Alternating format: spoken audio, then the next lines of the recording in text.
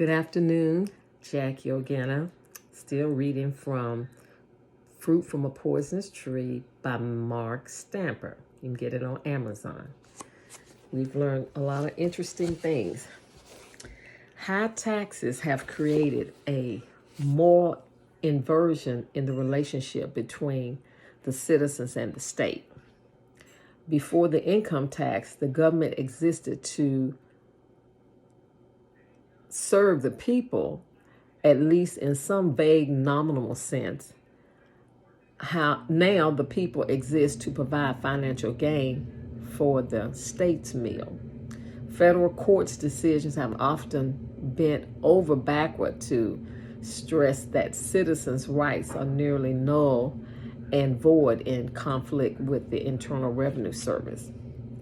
IRS seizures of private property have increased by 600% since 1980 and now hit over 3 million Americans each year. Not only do we have more laws and regulation than ever before, but the laws themselves are becoming less clear, consistent, and coherent. An example is the tax code. In 1913, a debate was held on the Senate floor regarding the first Income Tax Act under the 16th Amendment. Senator Root commented about the complexity of the first law. His comments were hilarious then. It was humorous then. It's hilarious now. I guess you will have to go to jail, he said, if that is the result of not understanding the income tax law. I shall meet you there. We shall have a merry, merry time, for all our friends will be there.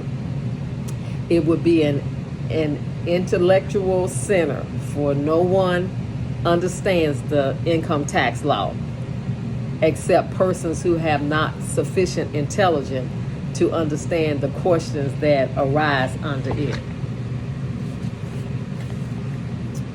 All the confusion over an 80-page act then is exponentially compounded now by the current 10,000 plus Internal Revenue Code 26 USC, along with more than 30,000 pages of implementing Internal Revenue Regulation 26 CFR and some borrowed from 27 CFR. It is now practically impossible for citizens to keep track of the government latest edicts. Today, the law has become a tool with which to force people to behave in ways politically approved, which is politically correct, rather than a clear line that citizens can respect in order to live their lives in privacy and peace. It is amazing. But continue to tune in, and we will continue to learn more and more about this government of the United States.